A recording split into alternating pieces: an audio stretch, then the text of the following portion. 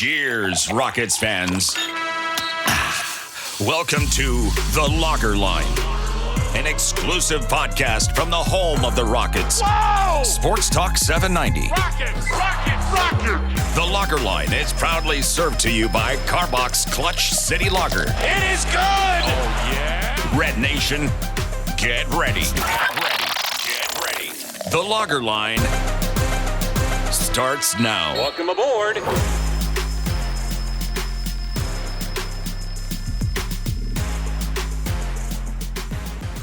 Welcome in to another new episode of The Lager Line, served to you courtesy of Clutch City Lager of Carbach Brewing. As always, I'm your host, Ben Dubose, editor of USA Today's Rockets Wire and a contributor to Sports Talk 790, the official flagship radio station of your Houston Rockets. Our usual co-host and producer, Paolo Alves, is out today. He's helping a family member move. He'll be back next week when we'll probably have even more to discuss regarding the ongoing Kevin Porter Jr. arrest situation and the fallout for the Rockets and their roster. There's a new report out in the last 24 hours of this recording on Thursday evening that the Rockets are looking to trade Kevin Porter Jr. rather than release him. In large part, that's to replace both his production and his salary slot. He would still be released, but ultimately released by the team acquiring him. Now, whether the Rockets will be able to do that, time will tell, because certainly there is a PR angle to consider, and it's not as if he's a positive asset at all when the team is going to have to cut him immediately for a number of reasons. But at a bare minimum, it's something that the Rockets should consider, in my opinion. And so we'll get into that more in the coming days. It sounds as if, per Kelly Iko of The Athletic, the Rockets want a resolution on that, be it trading Kevin or waiving him by the start of training camp, which is the first week of October. So we'll talk more micro, the ongoing Kevin Porter Jr. situation and any new developments that leak on that front in the coming days. This show is going to be a bit more macro. I'm thrilled to welcome in best-selling author Jeff Pearlman, who wrote the book Showtime, Magic, Kareem, Riley, and the LA Lakers Dynasty of the 1980s. That's the book which Winning Time, the show chronicling those 80s Lakers on HBO Max. Well, I suppose it's just Max now. But regardless, if you're on NBA Twitter or any social media, you know Winning Time is driving a lot of discourse these days, especially during the NBA offseason. It's a great time to release episodes. And so I'm going to talk to Jeff, who's someone I respect, certainly for his acumen as a journalist, as a writer, as a researcher, but also to pick his brain about how the themes reflected in that book and in the show are things that are mirrored today in the NBA, because it's not just a Lakers story. What's interesting is how so many storylines connected to the 1980s Lakers led to the current NBA and many of the power dynamics in place. I think it's also noteworthy from a Rocket standpoint that two of LA's playoff runs in the 80s, 1981 and 1986, were ended by the Rockets. In 1981, that laid the groundwork for Paul Westhead being fired and Pat Riley ultimately getting the job and then leading the dynasty moving forward. In 1986, of course, that was an opportunity for perhaps the greatest Lakers-Celtics series of all, 86 Celtics, one of the best teams in NBA history, and yet it didn't happen because the Rockets knocked out the Lakers in the Western Conference Finals. That was the Game 5 buzzer beater by Ralph Sampson. That has not aired on the television show yet. That would be in a season 3, which we hope is to come in the months or years ahead. Right now, they're in season 2, which goes through the drafting of Magic Johnson. That's when the show starts in 1979, I believe, and season 2 continues through the Lakers-Celtics finals in 1984. Anyway, we'll get to Jeff in just a few minutes. To lead off, though, I do want to address the Kevin Porter Jr. situation briefly. Again, we'll have more insight with Paolo in the coming days. But I just want to discuss why I think the Rockets are going down this path, because I have seen some people asking, why not just release him? And let's be clear, I don't think they actually can. The NBA's investigation has jurisdiction, so the Rockets can't punish him as a result of the assault and strangulation arrest in New York and the related allegations against his longtime, or against Porter for his treatment and an alleged abuse of his longtime girlfriend. The Rockets have their hands tied as far as waiving him or disciplining him in any way in connection with this incident. The NBA's investigation takes precedence, and that was a collectively bargained negotiation between the league and its players union. So the Rockets, even if, and I agree, the cleanest route would simply be to wash your hands and be done with this situation. It's not that simple. There is an NBA investigation going on. But beyond that, the Rockets do have to consider their long term planning. And beyond Kevin Porter Jr., the basketball player, one way that Porter was potentially important to this team was also with his contract. Almost year to year, there was going to be one option at the end of 2024, which certainly will not be picked up now for 2 seasons. But the point was that at a year to year figure of about 15 to $16 million, he was ideal matching salary for trades down the line. In other words, and we've covered this in our previous episodes, if a Joel Embiid or Zion Williamson or some other star were to ask out the way, by the way, Magic Johnson briefly did with the 1981 LA Lakers. We'll talk about that correlation in a few minutes with Jeff Pearlman. But the Rockets wanted to be prepared financially for the situation in which a superstar asked out, because Houston should be an attractive destination. Ime Udoka is a coach that players around the league respect. There's a ton of young talent. It's one of the biggest markets in the league. I think there's a lot of clear selling points to the Rockets, and they do have future draft capital that's enough to tempt other teams, especially the unprotected draft assets headed Houston's way from Brooklyn, which now has 0 superstars. That could really put the Rockets in a good spot if a star asks out. However, it's not just about having the assets, and it's not just about having your franchise be viewed as desirable by a star somewhere else.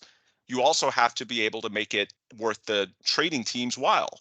And that doesn't mean just in terms of draft capital. It also means being able to make the financial math work, sending out salary to the other team that's in close proximity to the star player coming in, that's not viewed as negative on that team's long-term books.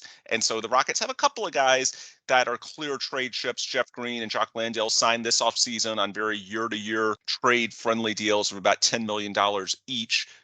But that's where Kevin Porter Jr., who had a similar deal, but at $16 million, came into play with regards to some of the long-term planning. So if the Rockets could conceivably not just replace Kevin Porter Jr., the basketball player, which that is going to be a hit for this coming season. I talked about that in our KPJ themed show on Monday, shortly after the news of his arrest broke, and the writing was on the wall, in my opinion, already, that he would never play for the Rockets again. Look, he averaged 19.6 assists, 6 rebounds per game. He's entering his 5th NBA season, which makes him somewhat of a veteran on a young team. Last couple of years, he's been one of the best catch and shoot players in the league. Yeah, it is going to be a loss, even if he's no longer the starting point guard anymore. Fred VanVleet was always going to take over that role after the Rockets brought him in from Toronto. Look, there is a basketball head, and so I do think the Rockets want to replace Kevin in the rotation with someone capable. But I also think, and this is perhaps the bigger consideration, they need that salary slot or something close to it filled so that it can work its way into potential trades down the line. Because the Rockets are above the salary cap. Even if the NBA ultimately decides to void Kevin Porter Jr.'s contract because he violated the domestic violence policy, which is absolutely possible. We don't know that now. The NBA's investigation is probably going to take a bit of time, and it may also depend on exactly what happens with the criminal cases. Even if the salary is voided, it's not like the Rockets can then go out and spend that on another player. No, they're above the salary cap, so they would basically lose that $16 million altogether. And then to make the math work on a trade for an Embiid or a Zion type, you would have to eat into your current core, guys that are essential or close to essential to your current success. The idea is to have as much tradable salary that's not essential to your on-court formula, so that when a superstar asks out, you can sort of add him to your team while not subtracting all that much from what you already have in place and what makes you attractive to that guy in the first place. And so Kevin Porter Jr., with that year-to-year salary of about $60 million a year, that was very useful because it would be very easy to offload. And now that he wasn't the starting point guard, was probably going to be coming off the bench no matter what, it's not like it'd be a huge hit to the team. And so perhaps the Rockets, it's not going to be easy, but maybe I suggested on Twitter or X, where you can follow me at Ben Dubose, Landry Shamet of Washington might be a possibility, someone that's making about $11 million a year for 3 straight years. It's not as if a shooter and he's an upper 30% from 3 guy. It's not like that ever becomes too negative of a contract. That's always desirable to contenders. And the last couple of years, I believe, are either non-guaranteed or team options for Shamet. So that might be somebody the Rockets can target.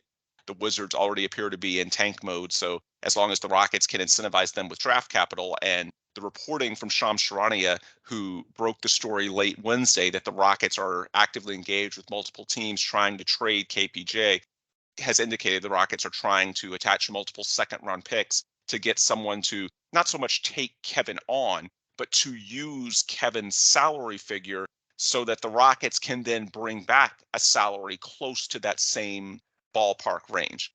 Now, there is a PR angle to consider, and I've seen some pushing back that have said, look, it's inappropriate for anyone to potentially benefit from this situation. He should be cut immediately, although that can't happen again because of the NBA investigation. But there's some people that are just uncomfortable talking about Kevin Porter Jr. in these terms anyway, be it basketball, financial, and look, I don't blame you. This is a very complicated, very serious issue, and people can feel how they want to feel.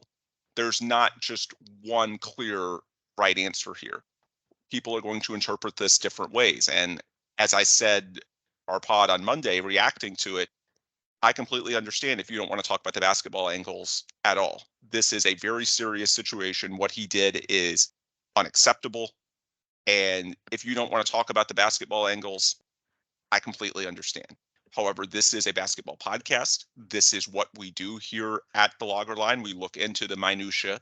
And my personal opinion is that the PR angle should not, and in my opinion, it probably will not be that bad for the Rockets if they trade him or the trading team that acquires him and then releases him because he isn't on the roster. I think a lot of this is superficial in nature because we're in a society, especially on social media, where everything becomes a topic of debate and it's very easy to lose sight of the bigger picture. The bigger picture here is making sure that Kevin Porter Jr. does not play for the Houston Rockets or any NBA team for a long time.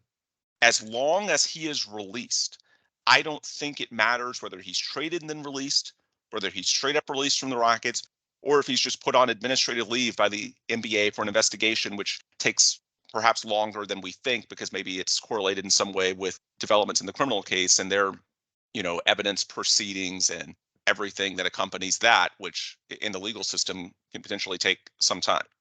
As long as the outcome is Kevin Porter Jr. not playing basketball and hopefully not getting any money, although again, that's the NBA's decision to make, not the Rockets. As long as that's the outcome, that's what matters. What matters is not rewarding Kevin Porter Jr., not putting him on television, on court at Toyota Center, not supporting him in any way after the awful thing he appears to have done in New York. As long as that is followed, I don't think the specific mechanism by which he's ousted from the NBA, be it released by the Rockets, traded by the Rockets to bring in someone that can replace his production/salary spot, or placed on administrative leave and just in a long-term holding pattern, I ultimately don't think that matters. As long as he is not playing basketball, that is what matters. That is what counts from a PR perspective. And a lot of what's being discussed now, in my opinion, is just very short-term thinking that in the grand scheme doesn't mean much of anything. I say this a lot, but you do not have to fire off a tweet. You do not have to have a take. And in this case, is it awkward to discuss?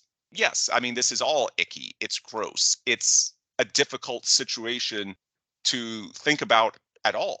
What he's accused of doing is absolutely horrible.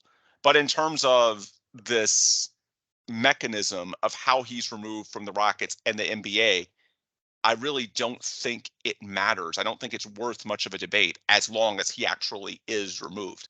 So that's why I think the Rockets are considering this. They've got to look out for themselves. Kevin Porter Jr. isn't going to be a part of the Rockets' future, in my opinion, but it's not like they don't have a basketball team to put together. They're trying to build a contender in the coming years. So they've got to consider their angles. I mean, they're going to keep Kevin Porter Jr. away from the team. It's already been reported by The Athletic that he's not going to come to training camp. In fact, Kelly Iko reports that the Rockets want a resolution on having Porter off the roster via trade or waiving before training camp. So they get what matters in the short term. But long term, there is a blueprint when it comes to building a contender. And if you could fill that salary slot, then yeah, it does give you more options down the line. So it's worth it to the Rockets to explore that. Now, maybe it doesn't happen for one reason or another. I think it's sort of difficult because obviously a team trading for Kevin Porter Jr. just to waive him would have to basically not be taking this season very seriously. And before the year starts, there aren't a lot of teams that are all out tanking. That's why I suggested Landry Shamet with the Wizards. The Wizards are one of the few teams I think at this point you can say is clearly not trying to win at all this season.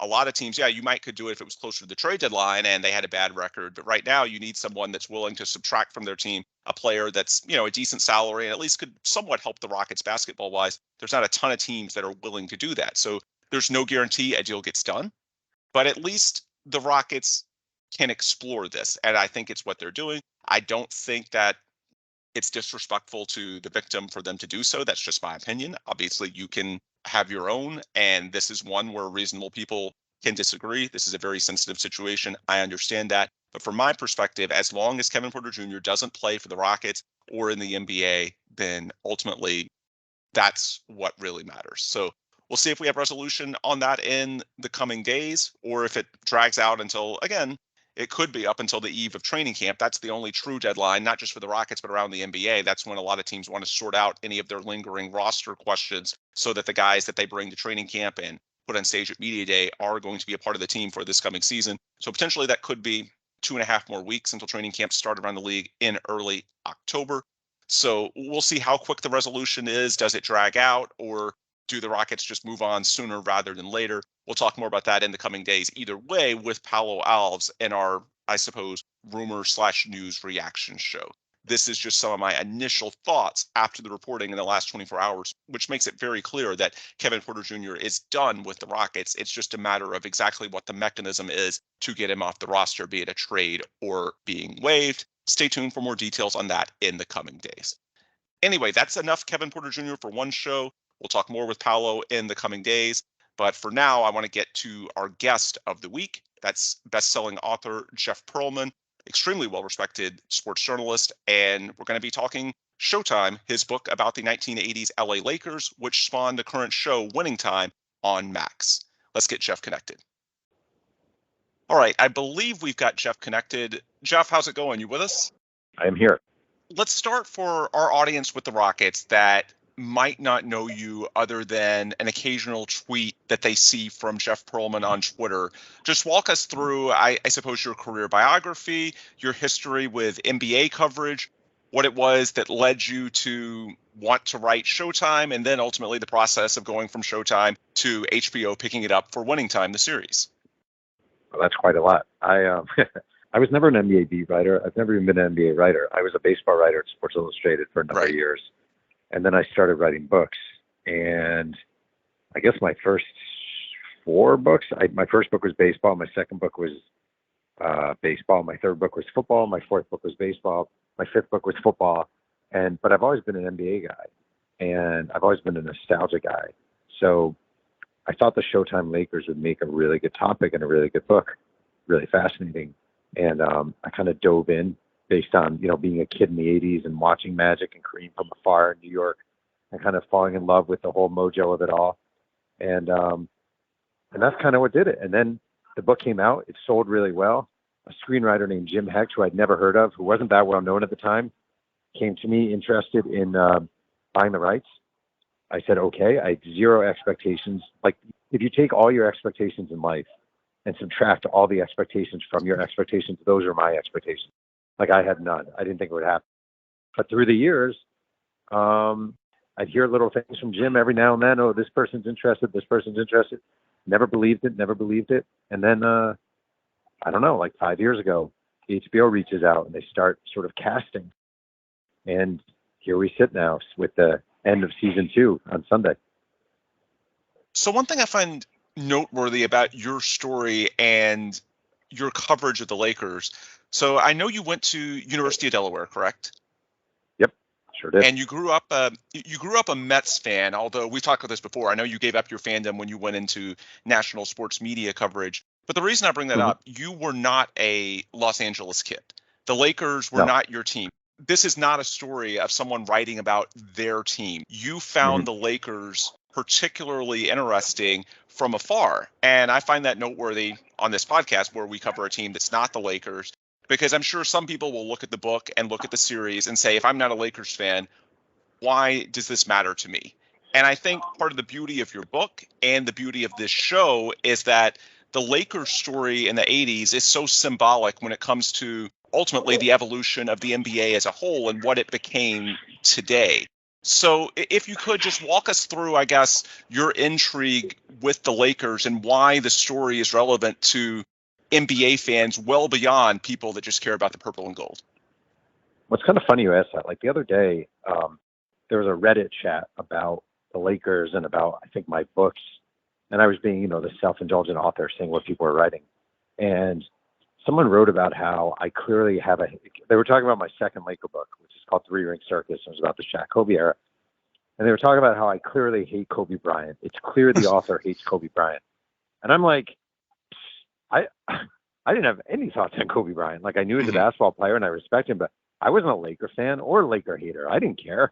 And it's kind of, I actually think there's a value in that. I honestly do. I think there's a value in that. When you enter, like, I don't really love books when it's like, man, I grew up worshiping Walter Payton and now I'm going to write the book about how much I loved Walter Payton. Like, I think you're better off having authors go in. I'm not just talking about me. I'm talking about in any subject. Go in with true objectivity, with an unemotional view of what happened and what transpired. And for me personally, like I was drawn to the story because I was a kid in New York, a diehard New Jersey Nets fan, and the Nets sucked. And it was an era when you couldn't watch every game. Like the Lakers and Celtics was special. When that was on TV, it was special. And you'd sit in front of your television and it'd be Bird and Magic, it'd be Kareem and Parrish, it'd be McHale and Rambis and, Michael Cooper and Dennis Johnson. And it felt big and it felt special. And the palm trees outside the Forum, that they would show, the coastline, the Laker girls, the sunshine, Jack Nicholson, like all that stuff. So for me, it wasn't really about loving the Lakers. It was about having a feeling as a 12-year-old boy and in a way always chasing that, if that makes sense. On an individual level, I think certainly the story of Magic is a huge part of the book, obviously the television show. One of the very recent episodes of Winning Time on Max showed Magic demanding a trade in 1981, which was almost unheard of at the time. Now, what was also unheard of, he had recently signed a 25-year, $25 million contract, basically a lifetime service to the organization. So there were a lot of unprecedented things going on. But you flash forward to the NBA today and you have marquee players using their leverage. It's the player empowerment era. Fans in Houston went through it with James Harden just a couple of years ago, flexing their muscle and forcing their way out of town or to get help, whatever it may be. Mm-hmm. Magic was one of the first examples of that. And so I find that story, he didn't ultimately get the trade. What happened was Westhead got fired. But do you see, I guess, that being sort of the foundation, the starting spot of where the NBA ultimately ended up with some of the player empowerment themes? I mean, I do. I think when you talk about player empowerment in sports, because for the longest time, the owners had all the power and the players had almost no power. They were employees. They were chattel. They didn't matter. If they got hurt, it was next man up. It didn't matter.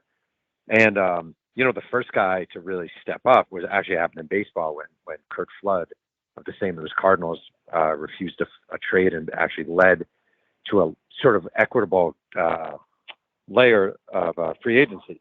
But in basketball, I mean, there aren't many stories of it. And Magic comes along and he knows he has power and he knows he's marquee and he does not like this coach and he does not think he's a good coach. So he uses that, the leverage of it all, to sort of get Paul Westhead fired. And I don't think you can find another example of a player until that point having enough power to get his coach fired. And I can't say that was the beginning of the era. Like, I think there was a big gap in time for that and sort of, I don't know, LeBron, Harden, guys like that really exercising true power in this, pretty amazing way. But it definitely was a first.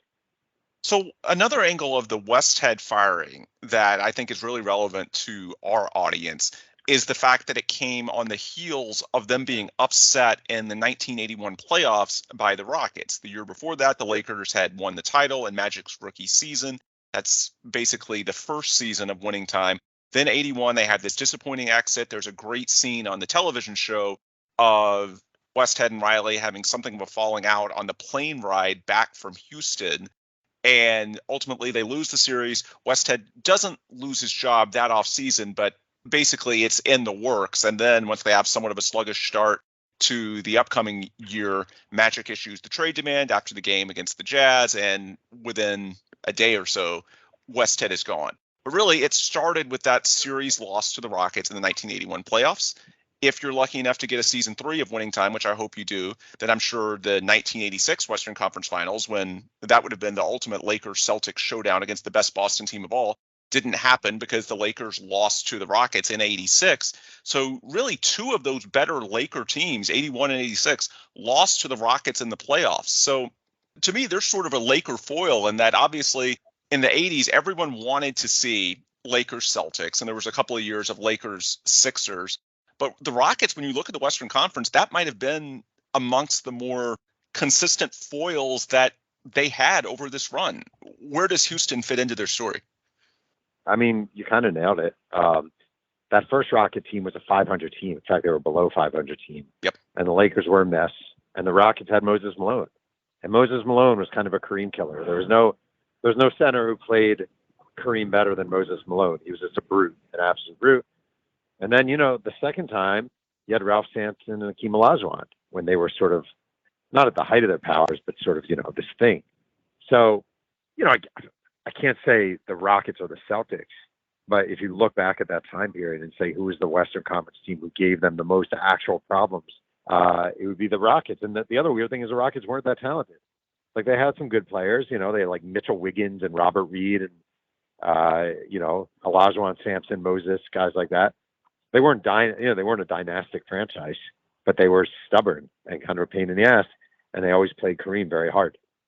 Yeah, I guess ultimately that was the story. They had Moses in 1981, Hakeem and Sampson in 86, and the episode that just wrapped up earlier this week actually had the Sixers beating the Lakers in 83 with Moses dominating Kareem in that series. So ultimately, I think it's the fact that the Rockets were able to sort of neutralize Kareem with their bigs. That's what made them the foil, right? Yeah, I would say so. And just, sometimes you catch a team off their game. Like the Lakers are off their game. They're kind of a mess. Westhead, everything was kind of running its course. And, they weren't better than the Lakers. Like they certainly weren't more talented than the Lakers at that point, but they had their number. And, it's a long history in sports of teams, lesser teams having the numbers of better teams, knowing how to play them, knowing the angles, knowing how to coach against them. And also Westhead was really predictable at that point. I mean, he went from a really dynastic system, or dynastic's wrong, like a real dynamic system, to sort of very pedestrian and predictable. And the Laker players were fed up with it, and the Rockets knew what was coming. So let's talk about season 2, which is in progress right now. As mentioned, season 1 was a bit more narrow, talking about drafting Magic and then his rookie season, which was as good as a rookie season that the NBA has ever seen, culminating with the championship. And then things get a bit more mixed the next few years. We talked about the Westhead firing and moving to Pat Riley. To me, one of the more interesting themes of season 2 so far is watching Pat Riley take over and sort of balance, I guess, when he's the assistant to Westhead, he's what's thought of now as a player's coach. There's the scenes in the television show of him working with Magic one-on-one, and the players think clearly they're more comfortable going to him than they are going to Westhead.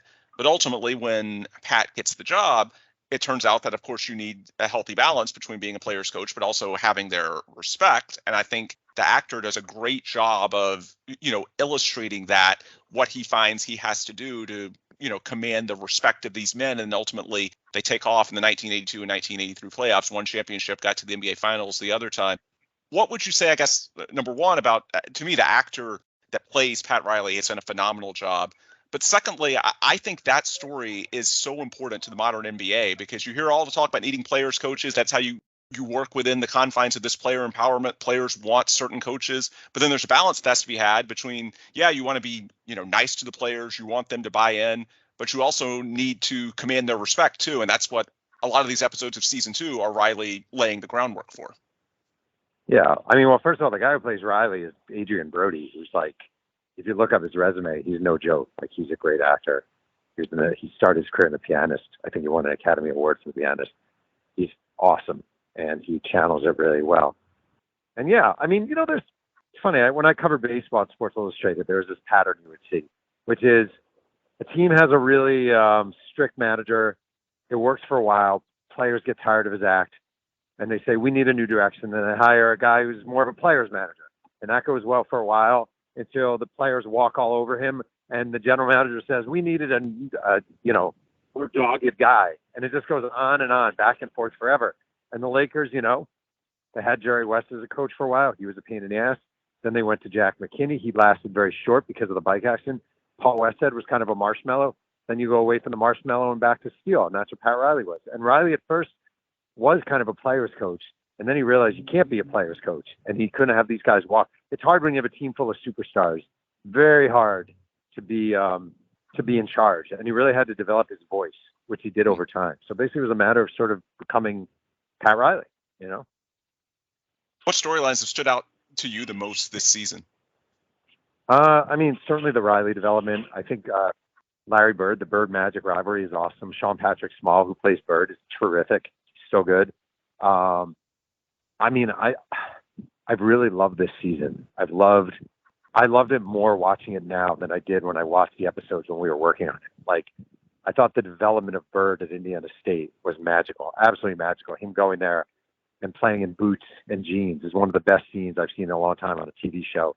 And then Riley, when he starts screaming at the officials, screaming at his team in the locker room and basically chewing them out one by one, also magical. I love this show. It makes me sad because I think it's not probably, I'd say the odds of a season 3 are not high, and I've loved every single minute of it. It's been one of the great joys of my life. What can fans do to help there potentially be a season 3? I think nothing at this point. I think enjoy the show, watch it, but I think the odds of a third season are pretty low, to be honest with you. Okay. I'm assuming that ties in with is it just ratings? Is it everything else going on in the industry? What's sort of the driving force? It's an expensive show, and it is. It's a very expensive show, and we're in the middle of a strike where people can't promote like they used to. Yes.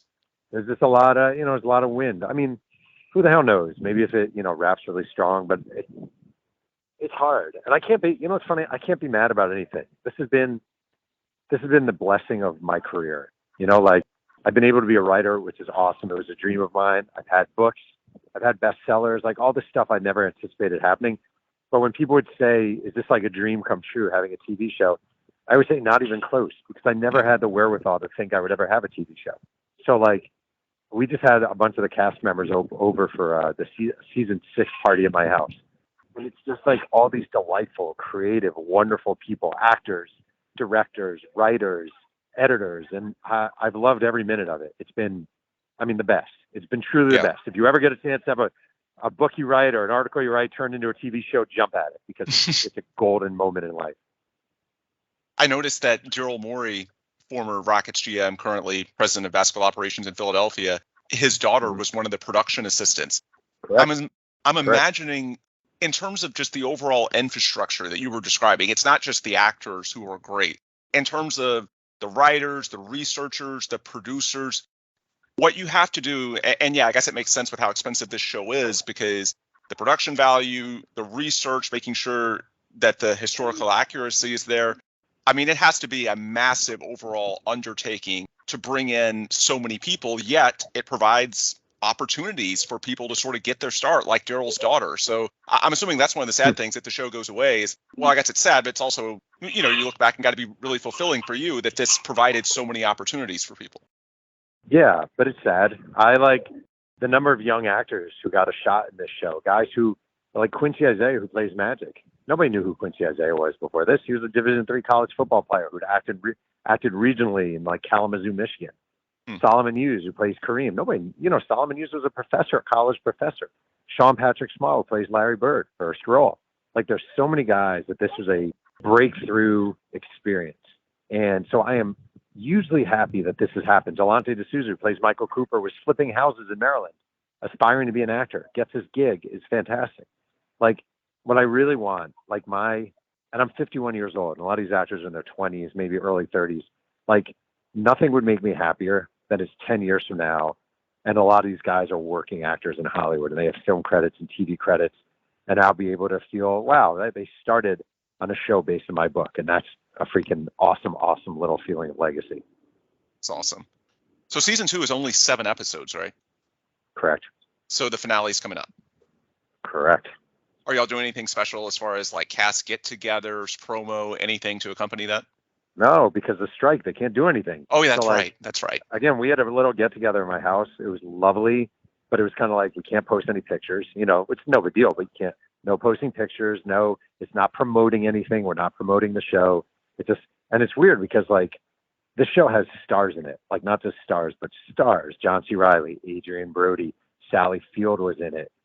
You know, across the board, Jason Segel, like a ton of huge names. And, like, I'm the guy promoting the show, the guy who wrote the book. Like, that is not a good thing. You do not want the guy who wrote the book to be the main guy promoting the show. Like, that's not a good place to be. But because of this strike, I'm not SAG, so I can do it. And I have everyone's blessing to do it, but I'm really the only one who can. One thing I was really surprised to see on your Twitter timeline a couple of weeks ago, you were going back and forth with someone, not in a confrontational way, but there was a writer, I want to say from Boston, that said he didn't like the Jerry Buss coverage. Am I remembering that correctly? No, Jerry West. Oh, Jerry West. Okay, I was thinking it was Jerry Buss. Yeah. Okay. Yeah. Which to me, I mean, those storylines are paramount to telling the story. I wanted to ask you about Jerry Buss because to me, I mean, first off, the acting is fantastic there as well. But Buss's story as somewhat of a, you know, an owner that comes into the forefront, I feel like that's something that was a little bit ahead of its time too. You see that more and more today. Clearly here in Houston, Tillman Fertitta owns the Rockets. Tillman Fertitta, you see him all the time on CNBC. He's got a pretty powerful family. His son is progressively doing more things within basketball operations. Back then, at least from my recollection, now keep in mind I was born in 1984, but it didn't feel like in my youth that sports owners were nearly as in the limelight as many of them are today. And it felt like Jerry Buss was one of the first people to sort of, you know, not just advance his team, but sort of, you know, use his own profile, flex his own muscle in that process as well. What stands out to you about sort of Jerry Buss being something of a trendsetter for where sports ownership is headed? Well, nowadays it's a gateway to celebrity. Like owning Right. a sports team, you're not just owning a sports team, you actually become a public figure and a celebrity. Back in the day, that wasn't the case. Right. Most people couldn't name the owner of the Boston Celtics or the New England Patriots or whatever. And nowadays, everyone knows them. They're celebrities. They're famous. It's brand building, and not just the brand of your sports team, but your overall brand. Everyone knows Robert Kraft now. Before the Patriots, he was Kraft as the cheese. Like nobody knew anything about him. So in a way, Jerry Buss, who was just he was an engineer from Wyoming, and he buys his team, and he's all in on the team, and he's a playboy, and he's out and about. He's the freaking magic of owning a basketball team and being the face of the basketball team. And I do feel like, nowadays, Mark Cuban is basically what Jerry Buss was, except Jerry Buss was the blueprint of how to do it. And more to the point, Jerry Buss was the first guy to really, really, truly, 100% see an NBA game as an entertainment venue, not a sports venue. So you're not just going to watch basketball anymore. In fact, you're barely going to watch basketball nowadays. You're going to watch the cheerleaders. You're going to catch a T-shirt in the stands. You're going to watch a halftime show. Maybe it's a bunch of twirlers. Maybe it's a band. Who the hell knows? You're hearing music as the games are going on. It is the food. It's like going to a very fancy restaurant now. You can go to a bar in the arena, multiple bars in the arena. Jerry Buss was the gateway to changing the way basketball was seen.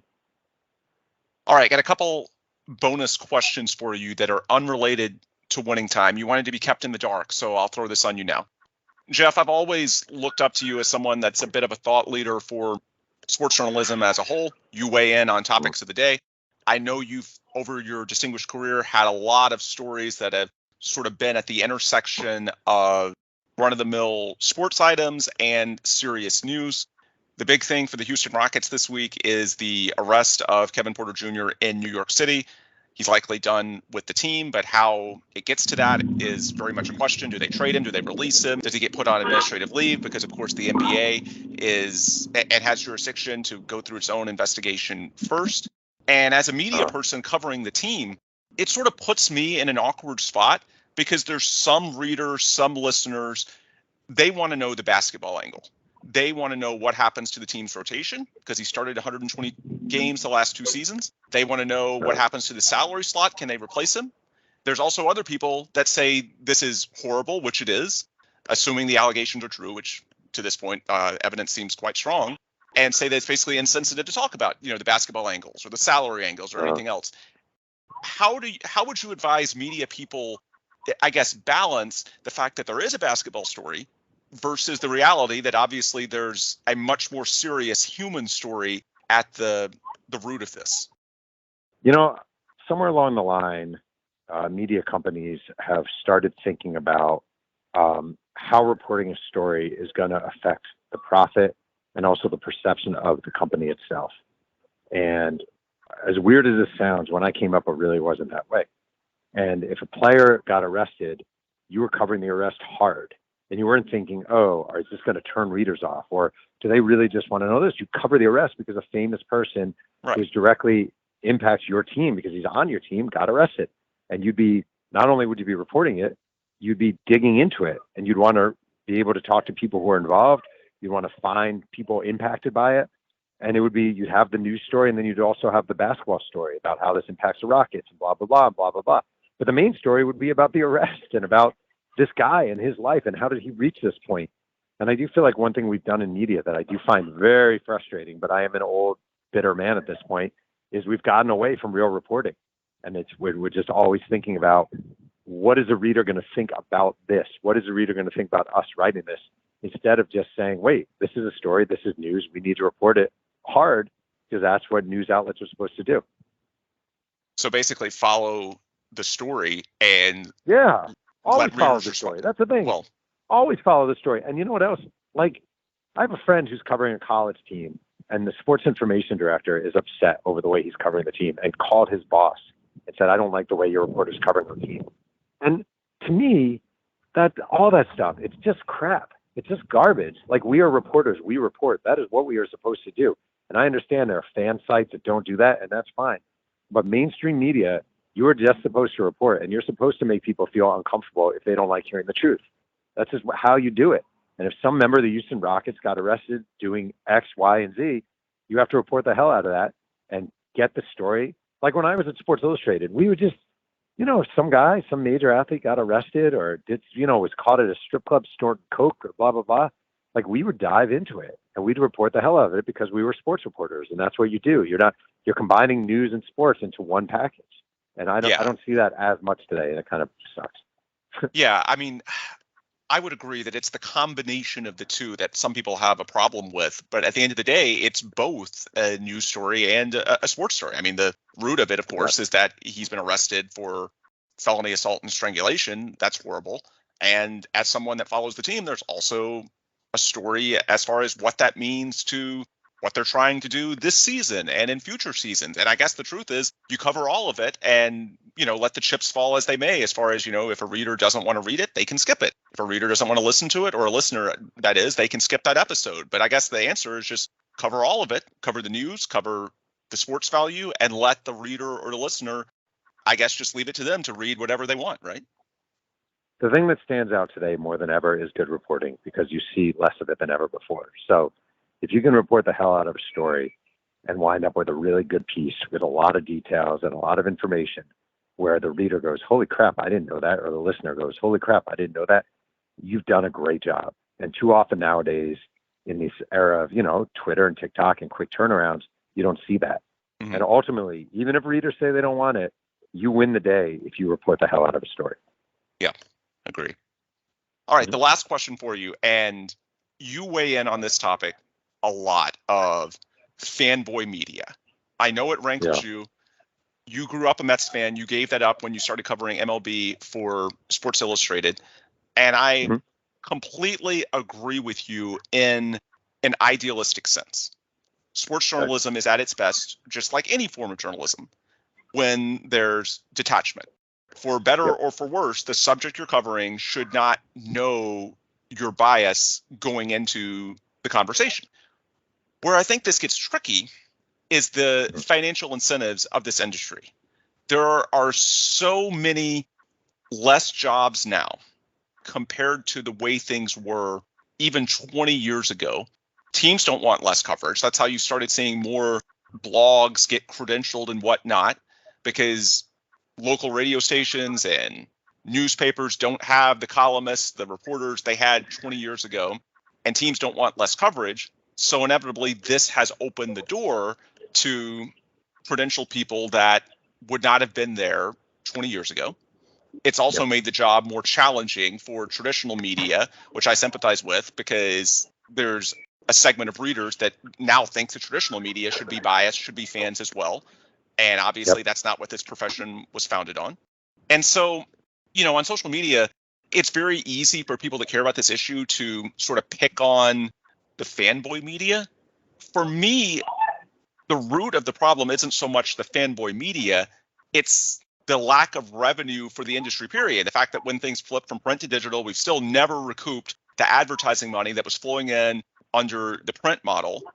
And so the fanboy media is sort of a byproduct of the fact that, look, if you're not giving full-time jobs to people covering these teams, then the people willing to work on contract for, $100 just to cover a game on a night or a weekend are disproportionately more likely to be fans. And I'm curious your take on that, because I feel like a lot of people talk about the journalism side of it, and it is sad, but there's also an economic story, and it's sort of like the fanboys, if you will, are a result of the revenues not being where they were 20 years ago. So I guess, how do you factor not just the way things should be, but also adjusting to the financial landscape that we're in? So there's I won't say her name, but there's a reporter in Colorado, and she's been tweeting a lot about Deion Sanders, and she works. I think she's a sports anchor for the CBS affiliate in Denver. I know who you're talking about. Or Boulder. Okay. And she keeps tweeting about Deion, and which is fine, obviously. And she tweeted a picture the other day of Deion Sanders posing for a photo with her and her parents, and she tweeted about how he couldn't be any nicer of a human being, and also what a gift he is to us. And it sounded like a freaking member of a cult. Like, it was so horrifying. I'm not kidding. It was like, we are so lucky to have him here. And I was like, okay, admittedly, Deion Sanders has been great for Colorado. He's done an amazing job. Like, you were right, 100%. He has done a great job. But, like, he is a gift to us.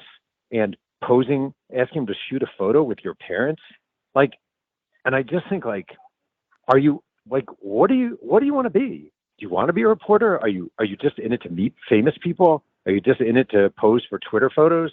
Are you, the woman is actually a former cheerleader with no journalism experience, and she's a sports anchor for a network TV. And it's like, what the hell are we doing? I can't even be mad at her, because I don't think she knows any better. But, like, what are we doing? And I don't have a great answer for you. Like, we are kind of screwed. Like, the industry has lost a ton of money. People aren't putting the resources in. It used to be, my dream coming up was to write for Sports Illustrated. Nobody's dreaming of writing for Sports Illustrated anymore. Sports Illustrated barely exists. The Athletic has cut people back. ESPN has cut people back. The big E's are the Washington Post and the New York Times, really, for sports nowadays. And they only have so many jobs. So I always tell people now, it used to be when I was coming up, the goal of being a journalist was no different than the goal of being a banker or a lawyer. Like, there were jobs and you would get one if you work hard. And now it's more like saying, I want to be a Broadway performer. Like, you can still do it, and it's still worth going for, because it's the best freaking job I know of, and it's awesome times 1,000, but it's really extremely hard. But, and this is the big but, if you want to be great at it, and you want to last, and you want to really produce stuff that matters, and you want to make an actual impact, you have to be a professional, and you have to really report, and you have to dig. And if your impulse is to pose for photos with everyone you're writing about, you're not meant for this. Like, you're just not. That and the stuff you produce, like that woman in Colorado, like, that's fleeting as can be. And that photo that she's going to post on her Instagram feed and show all her friends, that stuff all fades away. But making a real impact, the Wright Thompsons, the Seth Wickershams, the Jamel Hills, the Grant Walls, the John Wertheims, on and on and on, those people, like, they have real impacts on society and real impacts on sports and culture. And it's hard, and it's a pain in the ass, and all the tide is against us, but it's still worth pursuing. Yeah, I agree it is. I think that's, and again, I don't want to sound fatalistic. It's just so many of the complaints that I see out there seem to ignore the role of finances in this. This industry is no different than most others, in that you get what you pay for. And unfortunately, consumers aren't paying enough. And the people at the top of the food chain, in terms of media owners, they're not investing enough either. And so this is sort of a consequence of that. And so I guess the way I would sum it up is that fanboy media is a symptom rather than the cause. The cause is the lack of investment. And I don't know how things improve other than trying to make people aware of it. And hopefully, as more people are aware, I guess the hope is that over time, progressively, there's new revenue streams brought in to sort of give the incentives back. Yeah, and also, it's not like there isn't a place for fanboy media. I have no problem with fan blogs, fan site, fan Twitter, like 0%. I don't have a problem with that. I think that stuff is cool. I don't have a problem with MLB.com writers and columnists having that slant of MLB, working for MLB. I honestly don't. I just think you still need legit reporting to balance it out. Independent reporting. Yeah. Yeah, you just do. So I wouldn't even be anti the woman in Colorado putting that stuff out if she was working for GoBuffs.com. Do that to your heart's content. But the fact that you work for the CBS affiliate as a news anchor is absolutely insane. And that's what we're seeing far too much of. It's the lack of balance. Yep, correct. Okay, gotcha. Jeff, thanks so much for the time. I think this was great insight for anyone who wants to watch the finale of Winning Time. It's released this coming Sunday, right? Yep, and then it streams nonstop on Max. Absolutely, and if you haven't started yet, just go to Max. Yep, thanks for doing this, Jeff. All right, be good. I'll see you. All right, and that'll do it for this episode of The Logger Line. If you want to follow Jeff on Twitter, you can do so at Jeff Pearlman, his name, no spaces, nothing else. For me, you can follow me at Ben Dubose, same, just my name. And you can also follow the show, The Logger Line, on Twitter at The Logger Line, where if you go to the bio, you can hit up the link tree. And through the link tree, you can find links to all of our friends, partners, and sponsors, Carbach Brewing, Sports Talk 790, USA Today's Rockets Wire, and of course, Apple, Google, Spotify. You can find out where to listen and hopefully subscribe to this podcast, leave positive reviews. Anything you need, you can find at The Logger Line on Twitter through Linktree, or X, I suppose. God, I don't think I'm ever going to get used to saying X. Anyway, with that, I'll bring this to a close. Again, Paolo will be back next week. We'll be talking a lot more micro, be it a Kevin Porter Jr. transaction. Is he actually traded? Is he waived? Or the potential of one? We've heard the rumors. I talked about that earlier. Whatever the case, we'll be back with more of a usual show next week. This was something a bit different because I think Jeff has done incredible work with Showtime and now Winning Time, the television show. It's done a great job during this offseason of driving NBA discourse and underscoring some of the themes that are prominent in the NBA today. If you watch the show, you'll get a good understanding, even if it's before your time, of where a lot of this stuff started. And ultimately, if you understand where we came from, it may also give you an understanding of where things go in the future, in the coming decades of NBA basketball. Anyway, I'll wrap things for today. Again, for Jeff Pearlman, I'm Ben Dubose. Thanks as always for listening, and please come back soon for another new episode of The Logger Line.